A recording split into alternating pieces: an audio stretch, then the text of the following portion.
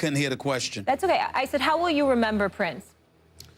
One of the greatest musicians I've ever seen. I will always love his music. When I think about iconic figures in the music business, I'm an R&B guy for the most part, as opposed to pop and hip hop. Believe it or not, I love my slow jams. I love the Teddy Pendergrasses of the world, the Luther Vandross, Al Green, and the list goes on and on. But when it comes to two pop icons, two musicians that transcend gender, transcends geography, transcends so many different things, I think about two people. I thought about Michael Jackson, and I think about Prince, and I think about Raspberry Beret in 1999, Let's Go Crazy. I think about, just Adore and, Die For You. I mean, just so many of his songs, all of his music, I'm incredibly familiar with, obviously, and I had the pleasure of seeing him perform live on two occasions. On one occasion, it was in 2006 at the Super Bowl, where I went there as a fan. I actually had tickets to the game. I wasn't working that game. It was in Miami. Obviously, the Indianapolis Colts were going up against the Chicago Bears, and Tony Dungy became the first African-American to win a Super Bowl championship.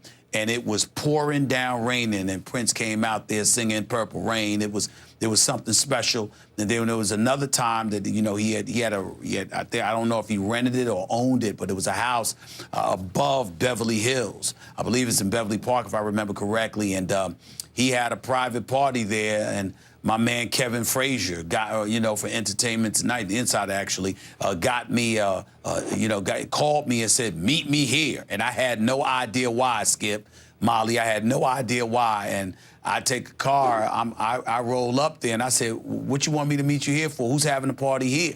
He said, Prince, you're invited. Come on in. And you walked up in there, and the who's who of Hollywood and beyond, and Dr. Phil, Sylvester Stallone, and so many others showed up to the party, and Prince came out there and performed in his backyard.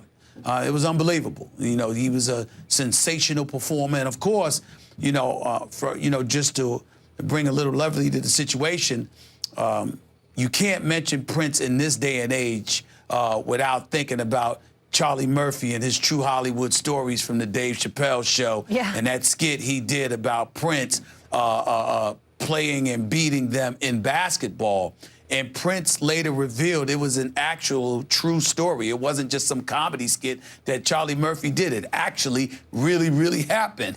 He really could ball and really did beat Eddie Murphy and the crew in some basketball, or at least Charlie Murphy and them. So it was absolutely hilarious, one of the most hysterical skits that you'll ever see. But you can't help but think fond memories for Prince, because he was truly one of the most sensational music artists that we have and we will ever see.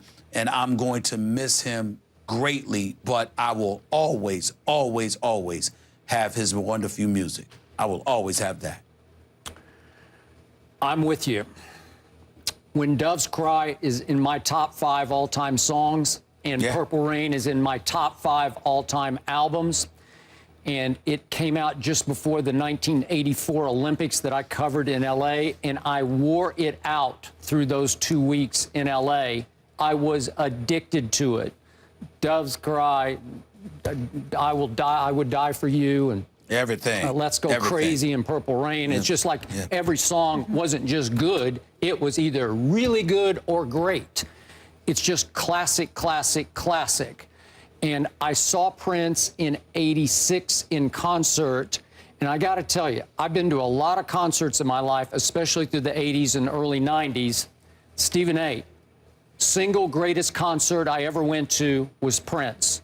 Just on power and impact and showmanship and the ability to sing those songs live as they are recorded.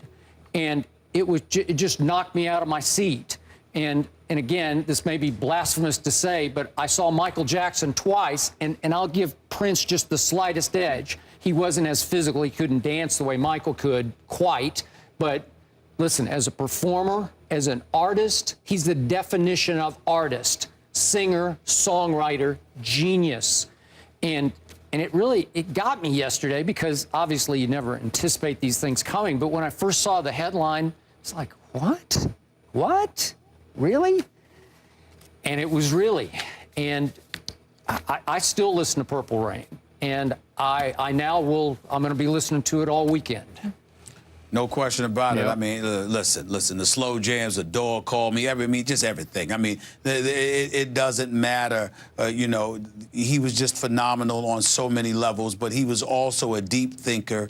I feel for my man Tavis Smiley right now because he's interviewed Prince on several occasions. Yep. They were pretty close, and obviously Tavis Smiley has done tremendous things in terms of his work. I consider him a journalist with the work that he does, particularly the detailed attention that he pays to the African American community, and having Prince talking about a bevy of issues, not to mention celebrating his illustrious career. I mean, a lot of folks are hurting today because we lost a true icon, just a wonderful, wonderful figure and a masterful magician. He was a musician. He was just something sensational to behold. He really, really was. We're going to miss him. But again, we will always have his music. Yep. He's not going anywhere. His music is not going anywhere. His music will live on forever, and he gave us so much. We appreciate that.